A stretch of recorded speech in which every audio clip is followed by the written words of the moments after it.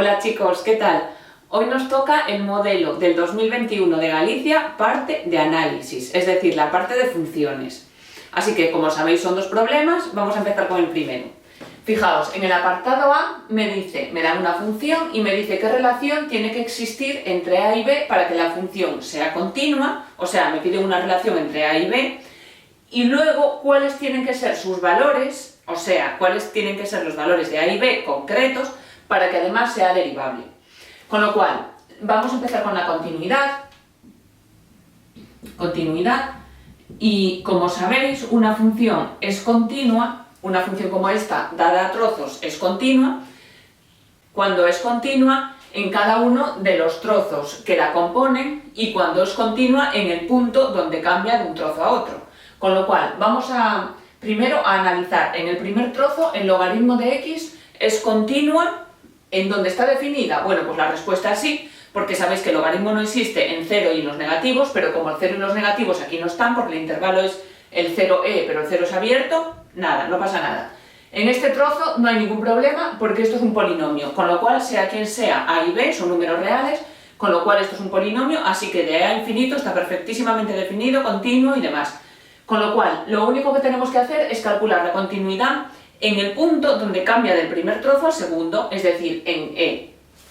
Vale, entonces, como sabéis, la definición de continuidad en un punto consiste en ver si son iguales o no el límite cuando x tiende, en este caso, a E por la izquierda, el límite cuando x tiende a E por la derecha y la función en el punto. Es decir, tengo que ver estas tres cosas y la función será continua cuando esas tres cosas coincidan. Así que, en el primer caso, límite cuando x tiende a E por la izquierda. Por la izquierda, como sabéis, es el primer trozo de función, así que tenemos límite cuando x tiende a E de logaritmo neperiano de x. El segundo, por la derecha, pues va a ser este polinomio, límite cuando x tiende a E de ax más b. Vale, entonces, ¿cuánto vale el logaritmo neperiano de E haciendo este límite? 1. ¿Cuánto vale el límite cuando x tiende a E de esta función? Bueno, pues sustituimos la x por e y después el resto son variables, o sea, sería a por e más b. ¿Y en e cuánto vale? Como veis, el número e está incluido en el primer trozo de la función, con lo cual vale el logaritmo neperiano de e, que como sabéis es 1. Vale, entonces la función es continua en e si se cumple esta igualdad. Es decir, tiene que ocurrir f es continua en ese valor, si 1 es igual a a por e más b. Así que esta es la primera parte del primer apartado, porque es la relación que tiene que existir entre a y b para que sea continua, pues la relación es esa. Y ahora me pregunta, ¿cuáles son sus valores para que sea derivable? Bueno, entonces, la derivabilidad es un poco más de lo mismo. La derivabilidad, para ver si esta función es derivable, lo mismo que en continuidad. En cada uno de los trozos sí es derivable, porque el logaritmo de x es derivable en el intervalo 0 abierto e, y esto es un polinomio, con lo cual también es derivable en ese otro intervalo. Así que tenemos que mirar la derivabilidad ahora en e. Para ello, lo que voy a hacer es ya la derivada. Hacemos la derivada, y fijaos, la derivada de la función sería, la derivada del logaritmo de x es 1 partido por x, y la derivada de ax más b es a, porque a y b son, como sabéis, son números reales. Con lo cual es a.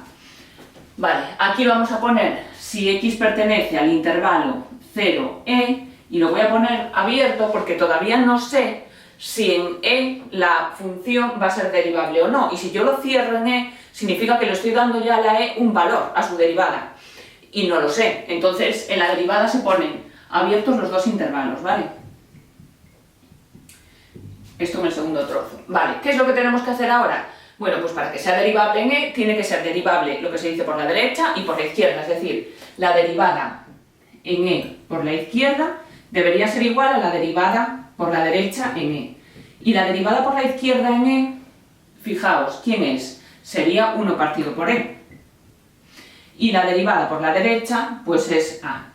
Entonces, para que esta función sea derivable, es decir, para que existe la derivada de la función en e, siempre y cuando 1 partido por e sea igual a a. Esa es la condición de derivabilidad. Pero como sabéis, para que una función sea derivable, antes ha de ser continua, con lo cual esta condición se tiene que cumplir. Y lo que podemos hacer es, por ejemplo, como aquí ya tengo la A, se tienen que cumplir ambas condiciones. Como aquí tengo la A ya despejada, podemos sustituir aquí 1 es igual a, que es 1 partido por E más B. Así que aquí tengo que 1 es igual, fijaos aquí, 1 es igual a 1 más B, con lo cual B va a ser igual a 0 y con lo cual A va a ser igual a 1 partido por E. Así que la condición de continuidad, la relación entre A y B para que la función sea continua es esta, y los valores de A y B para que la función sea derivable son estos dos. Vamos a pasar entonces al apartado B. Fijaos que me dice el apartado B. Calcula el área encerrada por el eje X por la recta X igual a 4 y por la gráfica de esta función. Bueno, pues para calcular el área encerrada por el eje X, la recta X igual a 4 y la gráfica de la función, vamos a hacer un esquema, aunque no se dibuje como tal, pero vamos a hacer un esquema de cómo podría ser la función, ¿vale? Y dónde podría estar el área. Entonces la idea es que nosotros si tenemos, bueno, fijaos, yo tengo de 0 a E, que sabéis que es 2,7 y tal, aquí está E, pues la función es logaritmo de X. La función logaritmo de X, logaritmo neperiano de X, logaritmo neperiano de 1 es 0, así que en el 1 vale 0, luego en el 1 medio y en números más pequeños que 1, sabéis que vale negativo, o sea que es una cosa así, ¿vale? Y en el 0 no existe y en los negativos tampoco. Y en E vale 1, con lo cual esto es el 1, estaría aquí. Bueno, más o menos. Y este trocito sería la función logaritmo neperiano. Vale. Y después, de E a infinito, esto, aunque no lo parezca, es una recta, porque recordad que E es un número, entonces tengo X partido por E, es decir, es un número por es un número por X. Entonces, esto es una recta, así que en E vale 1, entonces donde acaba esta empieza la otra, y será una recta, bueno, pues vamos a poner que es así. El caso es que la idea es más o menos esta, y si luego tengo el 4 aquí, supongamos que la recta X igual a 4, sabéis que es una recta vertical, que va a ser esta. Bueno, pues entonces yo ¿qué tengo que calcular? El área encerrada por el eje X lo tengo aquí, la recta X igual a 4 la tengo aquí, y la gráfica de esa función. Bien, entonces, ¿qué área va a ser? Bueno, pues va a ser este trocito más este otro trocito. Y los trocitos los tengo que sumar por separado, porque daros cuenta que pertenecen a una función que está definida a trozos de forma diferente si la función está antes de o está después. Entonces, el área que queremos nosotros calcular sería este primer trocito, imaginad que este primer trocito le llamo A1 y este segundo trocito sería A2. Así que el trocito del área 1, ¿quién es? Pues el área 1 sería la integral entre este valor, que este valor sabéis que es el 1, porque el logaritmo de 1 vale 0, entonces sería la integral entre 1 y E. ¿De quién? Pues de esta función que es logaritmo neperiano de X. Más el segundo trozo, que el segundo trozo sería la integral entre E y 4, de esta función, que esta función se corresponde con la recta X partido por E. Así que simplemente tengo que hacer estas dos integrales, hago su suma y listo. Con lo cual, vamos a hacer la primera. ¿Cuál es la integral del logaritmo de E? Primero lo vamos a hacer y luego ya sustituimos en los valores, ¿vale? El logaritmo neperiano de X, si os acordáis, se hace por partes. Entonces, es muy rápido de hacer por partes. ¿Y cómo se hace? Pues llamamos, sabéis que le tengo que llamar U a algo y de V a otra cosa, ¿vale? Pero aquí es muy fácil porque ¿a quién le llamamos U? Pues no me queda otra que llamárselo al logaritmo de X, porque si le llamase de V la tendría que integrar y no sé integrarla, precisamente ese es el problema. Entonces le llamo U a de X, entonces su derivada es 1 partido por X, y le llamo de V, pues a de X, entonces así V es la integral de X, que es X, ¿vale? Así que, ¿qué es lo que tenemos que hacer? Pues tenemos que hacer U por V, que sería logaritmo de X por X, menos la integral de V, que en mi caso es X, de U, que es 1 partido por X de X.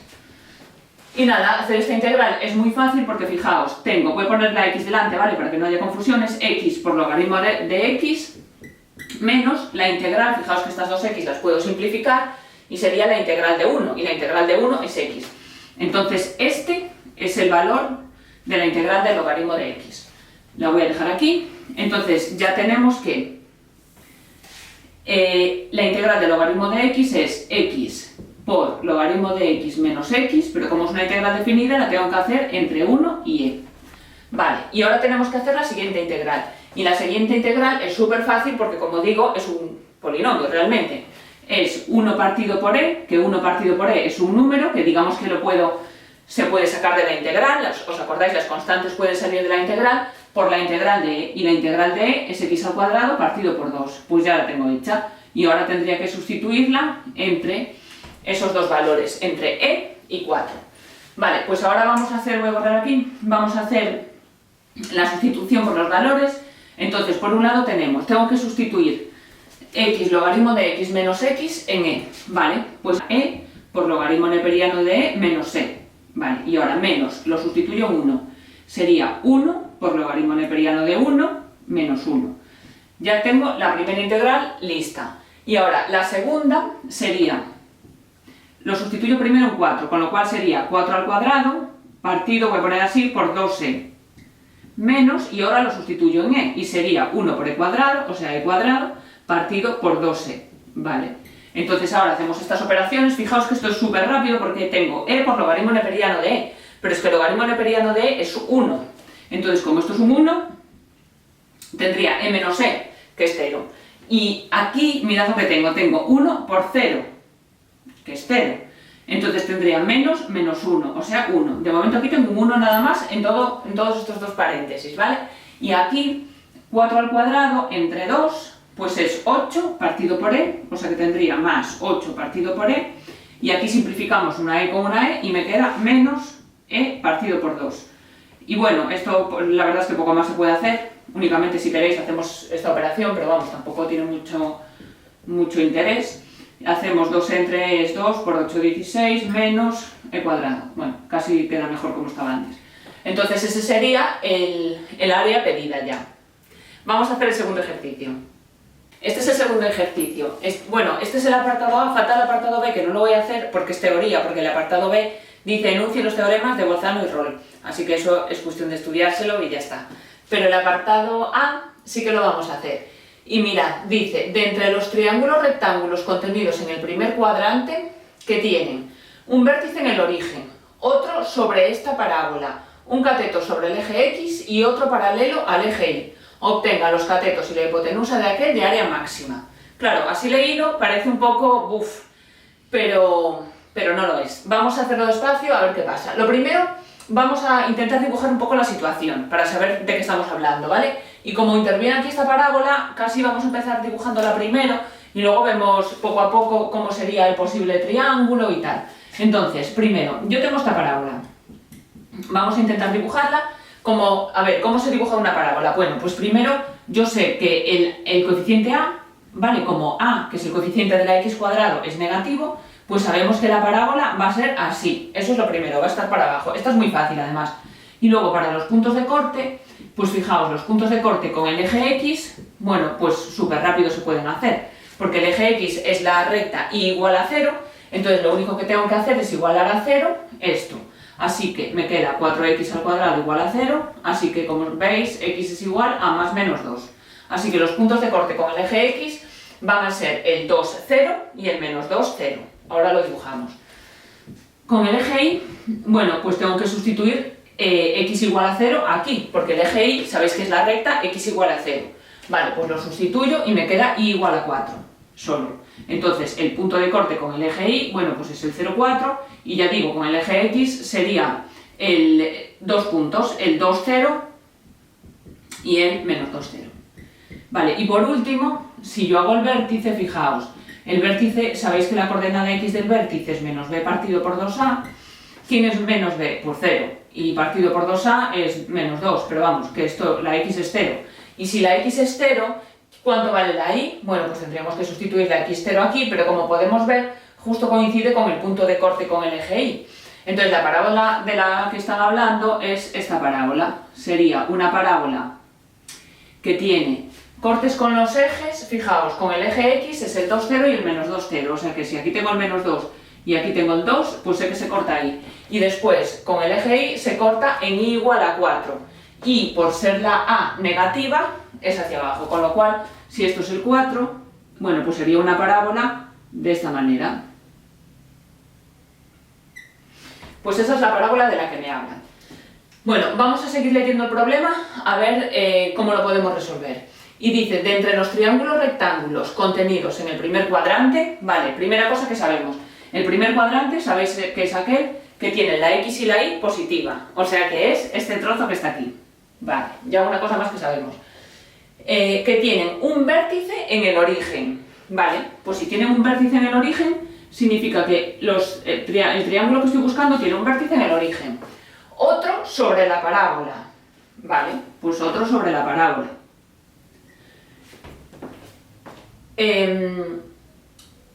Un cateto sobre el eje X y luego pone y otro paralelo al eje Y, vale, pues si tiene un cateto sobre el eje X tendrá un cateto por aquí y otro si es paralelo al eje Y, bueno, pues este como es el eje Y, paralelo al eje Y será una cosa así, vale, pues este es el otro cateto, entonces el triángulo del que me están hablando es este. Ahí veis un triángulo rectángulo que cumple las condiciones que me están diciendo, tiene un vértice en el 0, 0, otro vértice sobre la parábola, un cateto sobre el eje X, aquí está, y otro cateto paralelo al eje Y, que es este. Y ya, no hay más. Ese es uno de los triángulos rectángulos. O sea, uno, no sé, es un triángulo rectángulo que cumple esas condiciones, porque a mí lo que me mandan ahora es decir cuál es el que tiene área máxima, porque claro, hay más, evidentemente, que cumplen esas condiciones. Yo los vértices, este vértice está fijo, pero los vértices que están sobre la parábola los puedo ir moviendo y sigo teniendo triángulos con esas condiciones. Ahora, de área máxima, no. De área máxima va a haber uno, que es el que quiero calcular. Bueno, pues lo vamos a ver. Bueno, como veis, este es el ángulo recto, claro.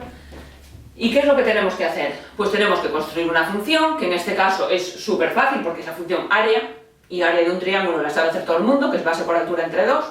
Pues tengo que construir la función área y la tengo que hacer máxima. Claro, el problema es cómo hago la función área dependiendo solo de X, para luego, sabéis que luego puede tener que derivar, igualar a 0 y tal. Entonces, ¿cómo construyo la función área teniendo solamente esto? Vale, pues fijaos, esto es un punto XY. Pero es un punto XY, no cualquier XY. Como la Y sé quién es porque el punto está sobre la parábola, la Y ¿quién es? Bueno, pues la Y es 4 menos X al cuadrado porque está sobre la parábola. Con lo cual, este punto realmente es el X 4 menos X al cuadrado. Entonces, esta distancia que está aquí, si este punto es XY, pues obviamente este trocito es X y este trocito es Y, claro está. Con lo cual, el área del triángulo sabemos que es base por altura entre 2. Vamos a mirar cuál es la base y la altura de ese triángulo. Pues la base, mirad, es X y la altura, pues es Y. Entonces es base por altura y entre 2. Pero no tengo todavía la función área dependiente de X, solo de X, porque depende de X y de Y. Pero está muy fácil porque la Y la segunda coordenada está sobre la parábola, que es 4 menos X cuadrado. Entonces X por 4 menos X cuadrado, que va a ser Y, partido por 2. Y ahora sí, si queréis ya puedo poner la función área que dependa solo de X y esta es la función que tenemos que maximizar. Y ya es un problema de calcular máximos sin más. Así que vamos a hacerlo. Vamos a derivar. Bueno, esto es lo mismo que un medio por esto que está aquí, ¿vale? Entonces si queréis lo pongo así y si queréis también podemos multiplicar. 4 por X sería 4X menos X al cubo. Bueno, esto es A todavía. 4X menos X al cubo. Vale, pues ahora sí, ahora vamos a derivar. Entonces empiezo a derivar y esto es un medio. Sabéis que la derivada de un número por una función es el número por la derivada de la función, ¿vale? Entonces el número se pone y ahora voy a derivar la función. La derivada de 4x es 4 y la derivada de x al cubo es 3x al cuadrado. Vale, pues entonces voy a igualar esto a 0 y esto va a ser 0 cuando 4 es igual a 3x al cuadrado. Es decir, cuando x al cuadrado es igual a 4 tercios. O lo que es lo mismo, va a haber dos valores de x. Un valor de x va a ser raíz de 4 tercios y otro menos raíz de 4 tercios. Entonces, uno será el menos raíz de 4/3 y otro más raíz de 4/3, o lo que es lo mismo, menos 2 partido por raíz de 3 y más 2 partido por raíz de 3. Bueno, el primero no lo vamos a usar, de hecho el primero lo vamos a desechar porque, como sabéis, x es esta distancia y las distancias no son negativas, con lo cual ese no lo queremos. Y ahora, x va a ser este, o sea, realmente yo ya tengo la medida del cateto, pero bueno, vamos a asegurarnos que efectivamente es un máximo, no vaya a ser que no lo sea. Entonces, lo que vamos a hacer es considero los intervalos de 0 a 2 partido por raíz de 3 y considero de 2 partido por raíz de 3 a infinito. Y vamos a ver el signo que toma la derivada de la función para ver si es creciente o decreciente. Y ya sabéis que si pasa de creciente a decreciente efectivamente es un máximo, y si no, pues no, y ya el problema no sé qué pasaría. Pero bueno, vamos a considerar un valor comprendido entre 0 y 2 partido por raíz de 3 y lo sustituimos en la derivada que la tengo aquí. Y luego lo mismo con uno de esta manera, ¿vale? Entonces, si cojo un número comprendido entre 0 y raíz de 3, perdón, entre 0 y 2 partido por raíz de 3, pues no sé, por ejemplo, 0,1, como podéis ver, esto da positivo, con lo cual aquí la función, bueno, pongo f, pero realmente la función se llama a, la función a es creciente. Y aquí, si cogemos cualquier valor, pues yo qué sé, pues 10, esta función, como podéis ver, es negativa, la derivada, por lo tanto a es decreciente. Entonces, como aquí crece y aquí decrece, efectivamente, x igual a 2 partido por raíz de 3 es un máximo. Pero aún no hemos acabado el problema, porque el problema lo que me pide es, fijaos, me pide obtenga los catetos y la hipotenusa de aquel de área máxima. Entonces tenemos, por un lado, que un cateto efectivamente es este cateto x, el que está sobre el eje x, que es 2 partido por raíz de 3. Pero me piden también el otro cateto y la hipotenusa. El otro cateto va a ser y como veis, y como es igual a 4 menos x al cuadrado, solamente tengo que sustituir x al cuadrado por esto, es decir, es 4 menos, esto al cuadrado es 4/3, y entonces aquí lo que tengo es 8/3. 8/3 es el cateto y. Vale, ¿y la hipotenusa quién es? Pues la hipotenusa, yo sé que la hipotenusa al cuadrado, la voy a poner así, es igual a un cateto al cuadrado más el otro al cuadrado, es decir, va a ser 4/3, el primero al cuadrado, más 64 novenos. Eso va a ser la hipotenusa al cuadrado. Entonces aquí hacemos esto, 9 entre 3, 3, más 64. Es decir, esto va a ser la hipotenusa al cuadrado, con lo cual la hipotenusa va a ser raíz de 76 partido por 3. Así que ya tengo el primer cateto x, el segundo cateto y la hipotenusa. Y ahora sí tengo todas las respuestas al ejercicio. Pues hasta aquí el vídeo de hoy, espero que hayáis aprendido mucho y si tenéis alguna duda, ya sabéis, me lo podéis dejar en los comentarios. Nos vemos en el próximo.